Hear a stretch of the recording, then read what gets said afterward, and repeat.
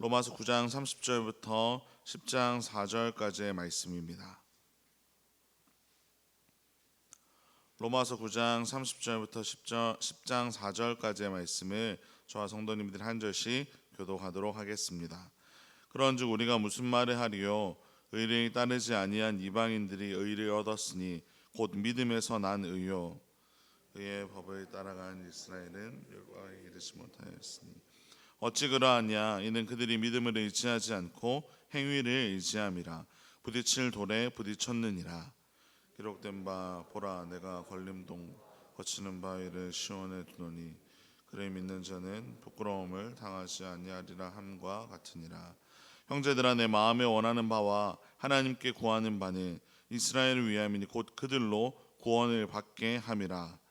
내가 증언하노니 열심히 있으나 올바른 지식을 따른 것이 아니니라. 하나님의 의를 모르고 자기 의를 세우려고 힘써 하나님의 의에 복종하지 아니하였느니라. 그리스도는 모든 믿는 자에게 의를 이루기 위하여 율법의 마침이 되시니라. 아멘. 방법을 잘못 택한다면 아무리 애를 써도 원하는 결과에 이를 수가 없습니다. 예를 들어서 김치를 담근다고 하면 배추를 소금에 절여 그리고 양념에 버무리고 숙성해야 김치가 됩니다. 그런데 배추를 소금물에 끓이고 나서 양념을 한다면 그것은 김치가 아니라 어쩌면 배추국이 되어버리곤 하는 것입니다. 아무리 정성을 다하고 아무리 완벽하게 양념을 한다고 하더라도 그것은 원하는 김치가 되지 않고 배추국이 되어버리고 맙니다. 이처럼 구원의 문제에 있어서도 전혀 다른 길을 택하는 사람들이 있었습니다. 그들은 바울이 전한 복음을 듣고는 도저히 이해가 되지 않고 불만만 점점 커져 갔습니다. 바울은 그 모습을 보면서 안타까운 마음에 예수님이 아니라 율법을 통해 자신들이 구원받을 수 있다는 그들의 주장을 반박하면서 답을 해주고 있습니다. 많은 유대인들은 율법을 준수함으로 행위를 통해서 하나님께 인정을 받으려고 애썼습니다. 지금의 삶에 적용해 보면 교회에 열심히 와서 예배를 드리고 곳곳에서 봉사를 하고 헌금을 하고 착하게 사는 것 등으로 자신들이 하나님 앞에서 의롭다라는 칭함을 받고 싶었던 것입니다. 하지만 율법을 준수함으로 행위를 통해서 구원에 이르는 길은 없다고 바울은 31절에서 이야기하고 있습니다. 율법을 완벽하게 지키는 사람은 없습니다.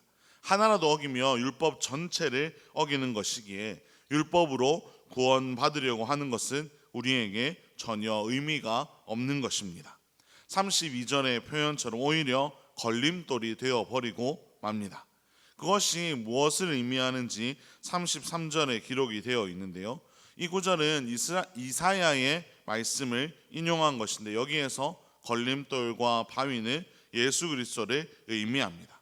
즉 율법에 매여 있는 이들에게는 예수님이 정말로 이해가 되지 않고 오히려 예수님을 거부하면서 그들이 구원에 이르지 못하게 되는 것입니다. 많은 유대인들이 이러한 삶을 살았습니다.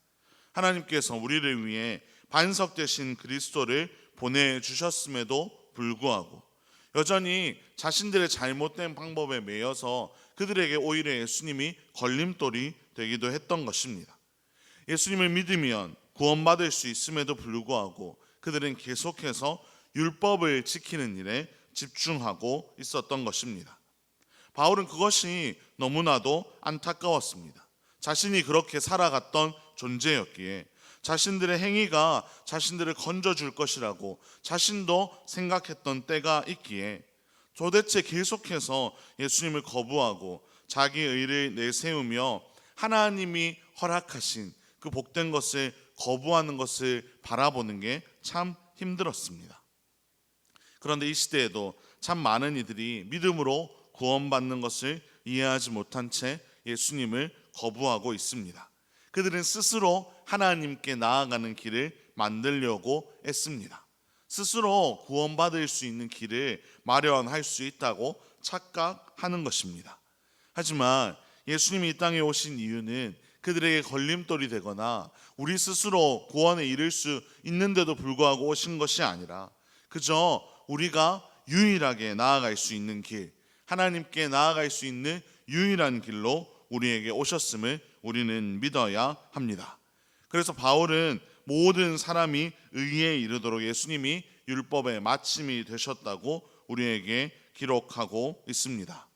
사랑하는 성도 여러분, 우리는 오직 예수님을 통해서만 구원받을 수 있습니다. 다른 길은 절대로 없습니다.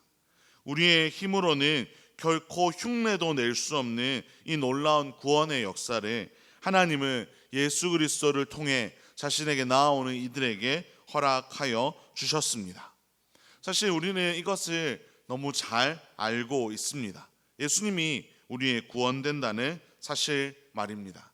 하지만 가끔 우리의 삶을 들여다보면 우리가 정말로 이 믿음 안에서 살고 있는지 조금 의심이 될 때가 있습니다.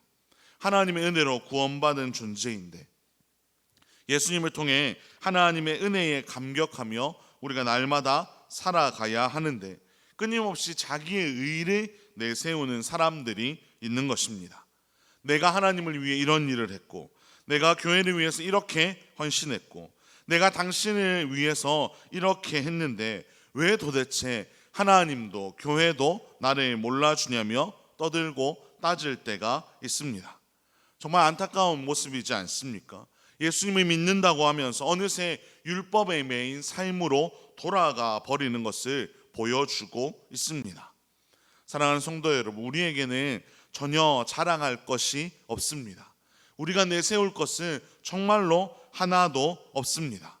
끊임없이 율법에 매여 율법을 이루는 것만이 가장 중요하다고 여기면서 자기의 일을 주장했던 유대인들처럼 우리 역시 그 잘못된 길로 걸어가지 않아야 할 줄로 믿습니다.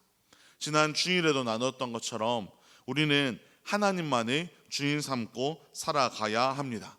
그것이 특정한 삶의 부분만이 아니라 우리의 삶 전체가 하나님께 주인의 자리를 내어드리며 그 하나님의 인도를 따라 살아가야 합니다. 모든 것이 은혜라고 내가 한 것은 없다고 늘 고백하며 나아가야 하는 것입니다. 부디 오늘 이 말씀을 통해서 우리의 열심이 그릇된 방향으로 나아가지 않기를 간절히 소망합니다. 우리가 우리의 의를 내세우는데 몰두하는 것이 아니라 헛된 열심으로 그릇된 길로 나아가는 것이 아니라 정말로 우리에게 구원을 허락하여 주시는 예수님을 따라 바른 길로 나아갈 수 있기를 간절히 소망합니다. 그렇게 우리가 하나님 앞에 우리의 삶을 드리며 나아갈 때 하나님께서 정말로 세밀하게 우리의 삶을 인도하여 주실 것입니다. 그 복된 삶을 살아가는 저와 여러분의 정말로 축복된 삶이 되기를 주님의 이름으로 축원합니다. 기도하겠습니다. 사랑과 은혜의 하나님 아버지, 오늘도 이 새벽에 우리를 주님의 전으로 불러주시고 찬송하며 말씀 듣고 기도함으로 이 하루를 시작하게 하시니 감사를 드립니다. 하나님, 우리가 우리의 공로로 구원받는 것이 아님을 늘 믿으며 살아가게 하여 주시옵소서. 우리의 구원이 오직 예수 그리스도에게 달려있음을 믿음으로 고백하며 살아가게 하여 주시옵소서.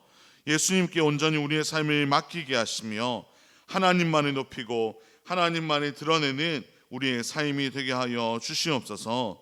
특별히 우리가 율법의 매인 삶으로 돌아가지 않기를 소망하오니 우리가 우리의 자신의 어떠함을 드러내고 우리의 공로를 내세우며 그것에 의존하며 살아가지 않게 하시고 언제나 우리에게 모든 것을 허락하신 하나님을 바라보며 예수 그리스도를 믿으며 살아가는 우리의 인생 될 수 있도록 주님께서 역사하여 주시옵소서. 감사를 드리며 살아계신 우리 주 예수 그리스도의 이름으로 기도합니다. 아멘.